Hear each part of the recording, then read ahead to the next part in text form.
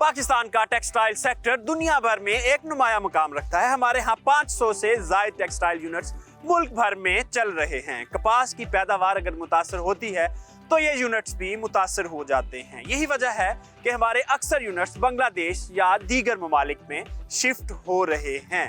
आइए textile sector के ऊपर एक रिपोर्ट देखते हैं। टेक्सटाइल का शोबा मुल्क की जीडीपी में 8% का हिस्सेदार है। 40% तक आबादी का रोजगार इसी शोबा से वाबस्ता है। साल 2022 में पाकिस्तान ने $23 मिलियन की टेक्सटाइल मसनूआत दुनिया भर में एक्सपोर्ट की। मकामी कपास की पैदावार मुतासर होने से टेक्सटाइल का शोबा शदीद दबाव में है। बहुत सारे टेक्सटाइल यूनिट्स मुल्क से बाहर शिफ्ट हो चुके हैं। एक्सपोर्ट वॉल्यूम मुसलसल कम होता जा रहा है और अगर बरवक्त इकदामात ना किए गए तो नाकाबिले तलाफी नुकसान हो सकता है। काफ़ी एक माफिया है जो कपास के ऊपर अपने आप को लेकर बैठा होता है। वो जो जैसे न्यूयॉर्क के अंदर डॉलर में क्या रेट है वो वही रेट इधर पाकिस्तान में निकाल लेता है। इसका पैसा पाकिस्तान के पास नहीं होता, ये चंद लोगों के हाथों में होता है। और ऊपर से जो हमारी हुकूमत की पॉलिसीज है कि जब दिल चाह बिजली के रेट्स बढ़ा दिए, टैक्सेस बढ़ा दिए, ये चीज़ें बढ़ा दी, और उस वजह से क्या होता है अंजाम, ये मशीनरी फार सेल का बाहर रखी हुई है कि ये मशीनरी अब इतनी मशीनरी को पैसा आए हमको फैक्ट्री के अंदर चलाएं। तो मशीनरी इस वजह से हमारी बंद पड़ी हुई है क्योंकि हमारे पास जब तक दूसरे मुल्क से ऑर्डर्स नहीं आएंगे, हम रीजन रेट अपने तय नहीं करेंगे बांग्लादेश, इंडिया, कंबोडिया, कजाकिस्तान को और इस तरह के कुछ मुल्कों के साथ, चाइना के साथ हम अपने आप को कंपेयर नहीं करेंगे पॉलिसीज, और ये मशीनरी बंद होती होती आस्ता आस्ता बंद हो जाएगी।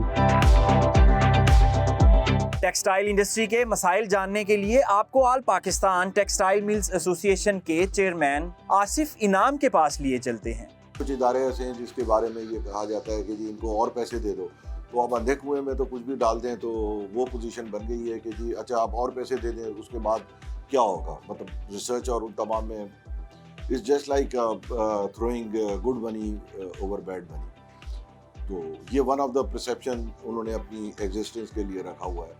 होना चाहिए एक देखिए, जो आपका सीट प्लाज्म और उन सब का बेस रखना होता है उसमें हुकूमत की भी जिम्मेदारी होती है और एक आध इदारा होना चाहिए, बट लिमिटेड एक्सटेंट तक।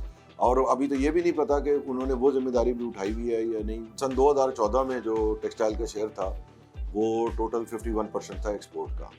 फिर हमें एक इस किस्म की आवाज़ें सुनने को मिली कि टेक्सटाइल तो एक बेकार चीज़ है, हम अच्छे दूसरे काम करेंगे। तो उसी वक्त फिर मेरे ख्याल में 18 तक ये शेयर बढ़ के 57 हो गया, क्योंकि गिर के, यानी एक्सपोर्ट गिरी मगर शेयर बढ़ गया।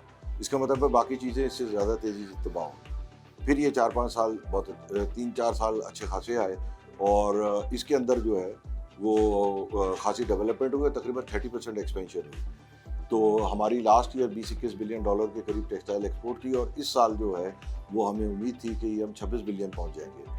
तो अनफॉर्चुनेटली मेरे ख्याल में we are moving toward about 16-18, और ये 30% एक्सपेंशन होने के बाद है। तो दैट मीन्स कि इस वक्त तकरीबन हमारी 50% इंडस्ट्री डायरेक्टली और इनडायरेक्टली जो है वो कटेलमेंट का शिकार है किसी न किसी फॉर्म में। मिलें जो है वो ज़ख्मी पड़ी हुई हैं, बीमार पड़ी हुई हैं, चल नहीं रही, मगर उनके अभी टूटी नहीं है।